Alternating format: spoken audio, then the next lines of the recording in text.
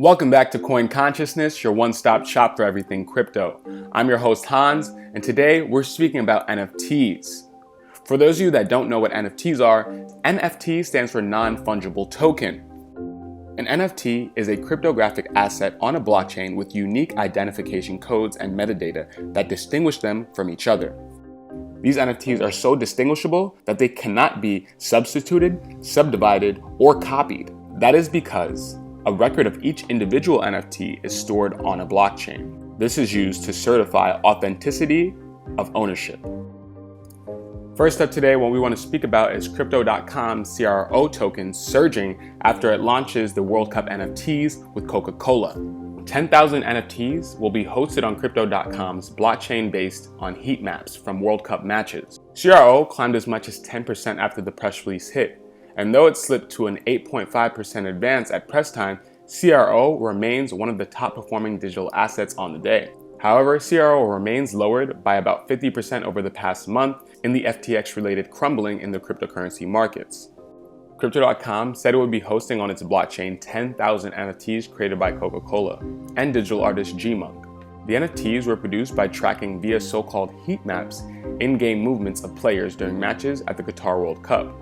Fans can buy the NFT after they sign up for a Crypto.com NFT platform account.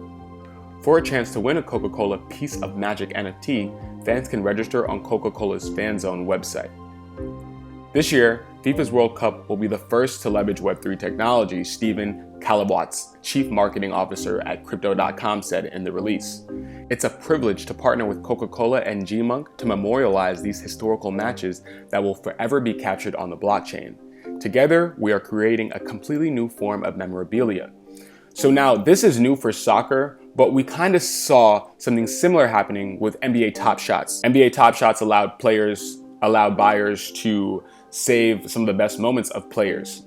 So this is something that we're seeing a precedent be set for, but we will definitely be seeing more sports leagues and tournaments leveraging NFTs to capture moments and boost fan engagement. For those of you that weren't aware that NFTs could be used in this way, yes, it doesn't just have to be a piece of artwork or a pixelated CryptoPunk. It can be moments, videos, timestamps. So the way that Crypto.com and Coca-Cola are coming together to make this is very unique and will definitely set the tone for future NFT projects in sports to come. Up next, we have Steve Aoki and 3Lao, also known as Blau, launch PUNX music project using CryptoPunk's IP. The DJs and NFT enthusiasts are teaming up on an audio-visual in real life meets metaverse supergroup. DJs and NFT enthusiasts Steve Aoki and Justin Blau have teamed up on a conceptual music art project called PUNX, inspired by their own CryptoPunk's non-fungible tokens. According to a press release, the project will be an innovative audio-visual in real life metaverse supergroup that uses the duo's CryptoPunks in its visual imagery. The group claims to be the first DJ set associated with CryptoPunks, which released intellectual property rights to holders in August after being acquired by Yuga Labs. Blau owns CryptoPunk number 6708, which has white hair and wears sunglasses, while Aoki owns 6 of the 8-bit characters, including CryptoPunk 6748, which wears a purple cap and an eye mask. PUNX is a forward-thinking conceptual music art project with a nod to the music we love and the music that shaped who we are today, Aoki said in a statement. Though we've been friends for 10 years, it is our shared passion for Web3 that has inspired this collab. Aoki and Blau have both been influential in combining NFTs and music through their respective projects. Blau previously released an NFT album series titled Ultraviolet, which ranked in a record $11 million and launched music royalty platform Royal in May 2021. Aoki has released several successful NFT collections, including the Dreamcatcher, and launched the Aokiverse, an NFT membership community. So here again, we're seeing creative ways in which artists are using NFTs to bring people together. They have leveraged their pixelated CryptoPunks and used it to bring members to an in real life metaverse experience.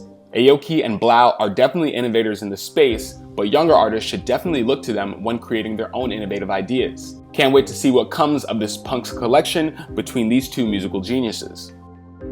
Malta seeks to remove NFTs from crypto law.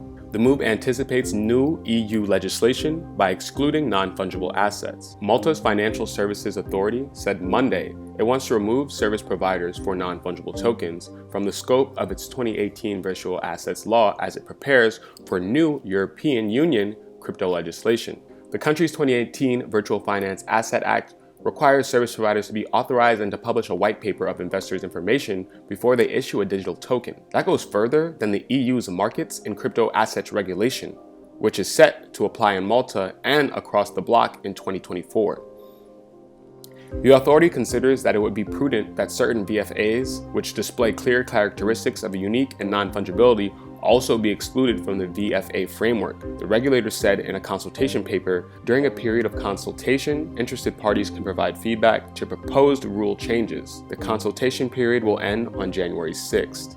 So if we took a look here at the consultation documents on Virtual Financial Assets Framework, it outlines exactly what's going on. So the current regulatory treatment under the VFA framework, given that NFTs are intrinsically built on distributed ledger technology and the definition of DLT assets is open-ended, it is the authority's opinion that such assets would qualify as distributed ledger technology assets within the meaning of the Act and should therefore be subject to a financial instrument test on a case-by-case basis in order to determine the applicable regulatory framework.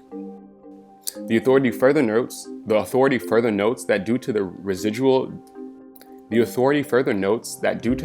definition of virtual finance assets, NFTs failing to qualify as either a virtual token or a financial instrument or electronic money would qualify as VFAs, and entities engaging in activities relating to these assets would be subject to authorization of terms of the VFA framework. Furthermore, the inclusion of such assets within the scope of the VFA framework may run counter to the spirit of the Act, which sought to regulate investment-type services offered in relation to VFAs falling outside the scope of existing traditional financial service assessment categories. So in rewriting the framework, they're going to make it so that NFTs fall out of that framework. Getting the regulatory framework right is important, but Malta is a tax haven. So that's also why they're looking so closely at getting this right, because they do want to attract people with money. They don't want to dissuade those with money from coming to their country and investing money and depositing into their bank. Up next, we have NFTs as a means to solve diamond certification fraud.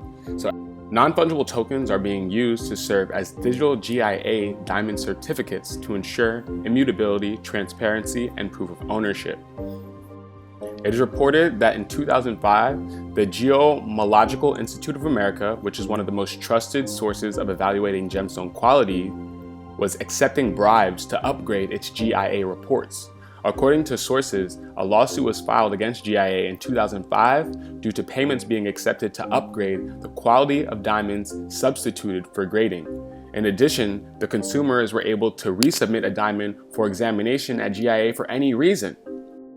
This can be problematic for consumers since they may not be receiving original diamond certificates upon purchase. Now, NFTs as a single source of truth is what solves this. Specifically speaking, non-fungible tokens may serve as a solution when it comes to preventing diamond certification fraud.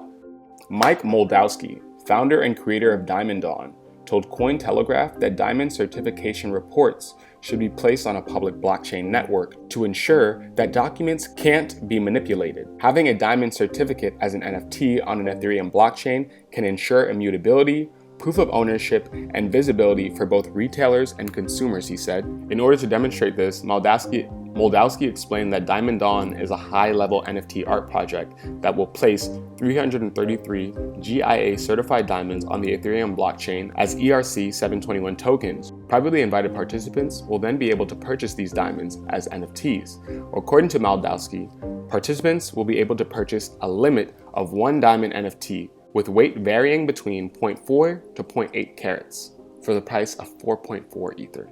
Once an NFT is bought, a smart contract will automatically send the diamond's GIA certificate to an Ethereum blockchain, serving as a proof of ownership and verification. Given the rise of NFTs tied to physical counterparts, Moldowski further remarked that NFT holders will have the option to create a tangible art piece containing GIA certified diamonds via the Diamond Dawn website. So there you have it. From Crypto.com and the World Cup, to Steve Aoki and Blau launching PUNX music project, or Malta seeking to remove NFTs from crypto law and set better regulations, or even Diamond On choosing to list their diamonds, or even diamonds being certified on the blockchain through Diamond On. These are all signs of adoption of NFTs and examples of ways that they can be used practically. Remember, don't follow the mainstream. You have to connect the pieces on your own. And with that said, that's it for today, guys. Thanks for tuning in to Coin Consciousness. I'm Hans, your host, and stay tuned for episode 34, First Reveal. But until then, like, subscribe, hit the notification bell, and check back in for our next video tomorrow. Peace.